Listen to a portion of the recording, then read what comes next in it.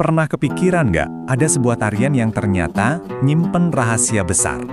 Hari ini kita bakal kupas tuntas soal tari topeng Cirebon, sebuah kesenian yang perjalanannya itu jauh lebih dalam dari sekedar gerakan. Ini bukan sekedar tarian biasa, ini adalah sebuah cerita transformasi yang luar biasa. Pertanyaannya mungkin kedengeran simpel, tapi jawabannya itu yang bikin takjub. Gimana ceritanya ya? Sebuah tarian yang dulunya cuma bisa dinikmati sama segelintir bangsawan di istana, kok bisa berubah jadi alat penyebaran keyakinan buat jutaan orang? Yuk kita telusuri bareng-bareng. Oke, untuk bisa ngerti tarian ini, kita harus mulai dari akarnya dulu, kota Cirebon. Dan percaya nggak percaya, petunjuk pertamanya justru tersembunyi di dalam nama kota itu sendiri. Coba deh kita bedah namanya. Cirebon itu kan asalnya dari dua kata Sunda. Ci yang artinya air, dan rebon, yaitu udang kecil buat bikin terasi. Jadi dari namanya aja udah kebayangkan, Cirebon itu kota pesisir yang sibuk banget, pusat kehidupan dan perdagangan. Dan ceritanya jadi makin dalam loh. Sebelum dikenal sebagai Cirebon, kota ini tuh disebut Saruban, yang artinya campuran. Ini nunjukin kalau di sana isinya macam-macam banget orangnya. Tapi lihat deh perubahannya. Para wali songo penyebar Islam di Jawa ngasih julukan Pusar Jagat atau pusatnya dunia. Ini bukan lagi soal kota dagang, tapi udah jadi pusat spiritual yang penting. Oke, sekarang kita geser fokusnya ke tariannya. Jauh sebelum sampai di Cirebon, tarian topeng ini punya panggung yang beda banget. Coba deh bayangin megahnya Istana Majapahit. Nah, disinilah tari topeng pertama kali lahir dan berkembang pesat. Tapi ya gitu, tarian ini bukan buat semua orang. Ini tuh hiburan yang super eksklusif, cuma buat raja dan tamu-tamu kehormatannya aja. Perjalanannya ini, benar-benar dramatis.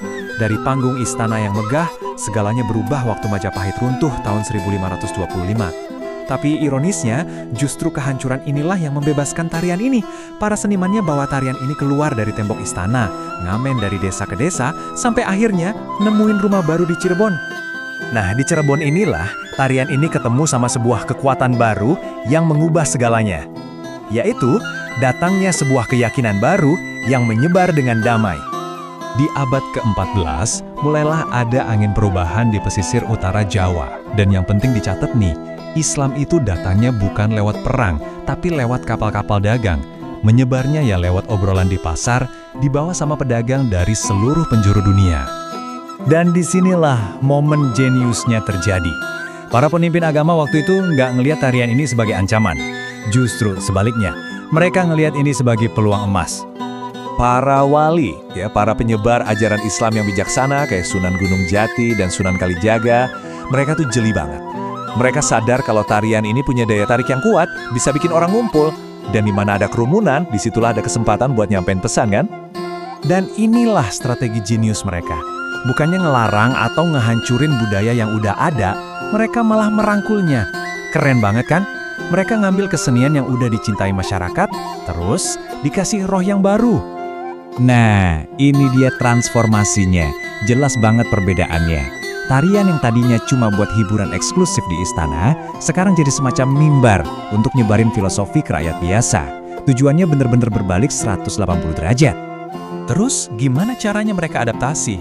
Yaitu, mereka nyisipin lapisan-lapisan filosofi baru ke dalam tarian, mengubahnya jadi cerita tentang perjalanan spiritual manusia. Jadi sekarang tuh setiap gerakan tangan, setiap topeng yang dipakai itu ada artinya, ada makna tersembunyinya. Pertunjukannya jadi kayak cermin yang ngegambarin perjalanan jiwa manusia dalam menemukan Tuhannya. Tarian ini ngegambarin 3 level spiritual. Gini deh bayanginnya. Pertama ada syariah. Ini level paling dasar, di mana orang baru belajar aturan-aturan agama. Kedua, hakikat. Di sini orang mulai paham makna di balik aturan itu, inti dari kebenaran. Dan puncaknya, makrifat. Ini level tertinggi di mana seseorang udah ngerasa nyambung banget sama pengetahuan ilahi, kayak perjalanan dari kulit luar sampai ke intinya. Dan pada akhirnya, inilah hasil dari semua transformasi itu. Semacam demokratisasi seni. Tarian yang tadinya terkurung di dalam istana, sekarang jadi milik semua orang. Jadi warisan budaya yang hidup di tengah-tengah kita. Nah, cerita ini ninggalin kita satu pertanyaan penting buat direnungin. Coba deh lihat di sekitar kita. Di mana lagi ya kita bisa nemuin contoh kayak gini? Di mana budaya lama itu nggak dihancurin, tapi malah diadaptasi, dikasih nyawa baru? Ini bukti nyata kalau adaptasi itu jauh lebih kuat daripada penghapusan.